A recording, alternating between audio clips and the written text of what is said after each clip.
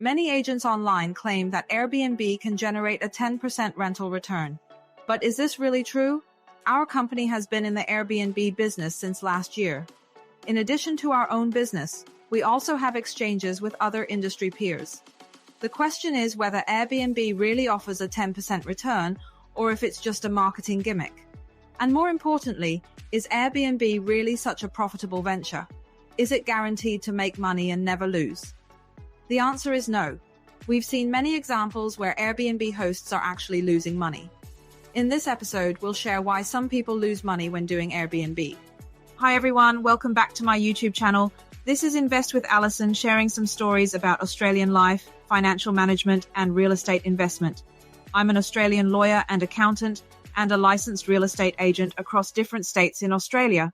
I have published a book called Investing in Australian Properties, Building Financial Freedom. The following content is personal opinion only and does not constitute any investment advice. The first reason for Airbnb losses is choosing the wrong location.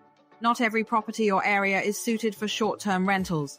Recently, with rising interest rates and mortgage rates nearing 6%, many landlords have turned to short-term rentals as an alternative. Traditional long-term leases often fail to cover mortgage payments, prompting landlords to experiment with Airbnb. For example, some landlords take properties that were originally rented long-term and switch to short-term rentals. Others invest in popular short-term rental areas. But why do I say not every location is good for Airbnb? Let's take Doncaster as an example. At first glance, you might think Airbnb would thrive there. After all, it's a popular residential area, and many of my friends live there. But when you look at the Airbnb listings, you'll notice that a lot of them struggle to get bookings. So why doesn't Airbnb perform well in Doncaster? The main issue is that Doncaster lacks major tourist attractions.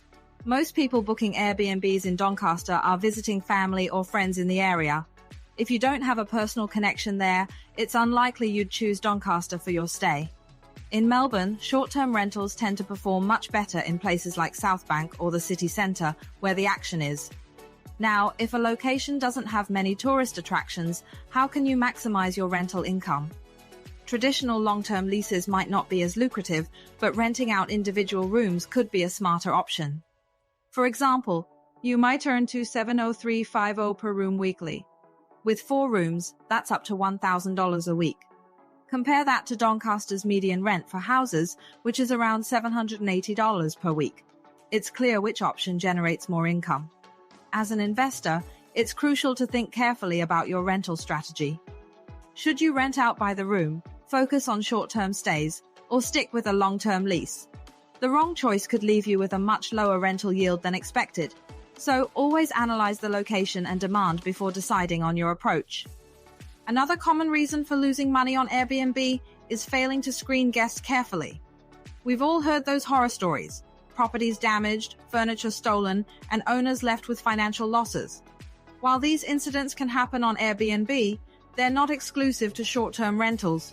Even traditional long-term rentals aren't immune. For example, when you list a property on booking.com, many guests are willing to pay higher prices for short-term rentals. However, many agents are reluctant to list on booking.com because its insurance system isn't as well developed, which could result in financial losses for the property owner. Additionally, booking.com doesn't always provide a complete rental history or guest reviews, making it harder to determine whether a guest is trustworthy. Some agents overlook these risks in pursuit of higher rental prices, accepting guests without thorough screening. This approach often leads to problems, and it's why many agents shy away from using booking.com altogether. At rightkeyinvestment, we've found a better way to handle this. While we do list properties on booking.com, we prioritize guest screening.